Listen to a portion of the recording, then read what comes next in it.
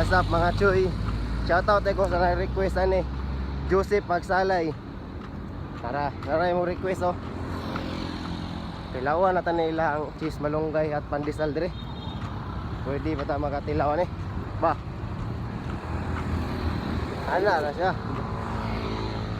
At bar dire na siya atbang sa eskwelahan. Ay boss, mayong hunto. Unsa ni mong baligyan nimo boss? Pandesal. Pandesal. Pwede ta makatilawan na boss, sa lang boss. Sa mo kayo boss.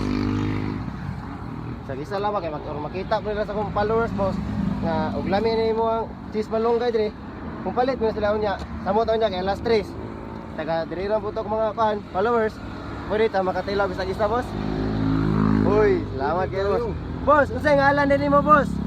Ako si Mr. Sibanis. O kinsa tong gusto mo palit og cheese malunggay at pandesal dire lang mo ka kinsa to boss? Barato na lamian pa. Kinsa itong ngalan mo boss? Efren Sibanis. Efren Sibanes, dire mo palit og cheese malunggay at pandesal. Dire na makita sa atbang sa eskwelahan. Init pa, barato pa. Cheese malunggay at pandesal. Bet ilawas na to og lami bagod.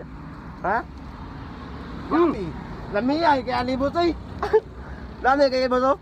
Boss, salamat kayo boss. Sa mga pagdaig. Boss, salamat kayo boss. Okay. Unsay ngalan nimo de boss? Efren Sibanes Efren Sibanes Junior. Junior. Senior din siya. Nagpuyo sa Kasisang, Balay City. Oh, na piyo. Dire rin siya makita sa eskwelahan nito. At bang sa Bilox.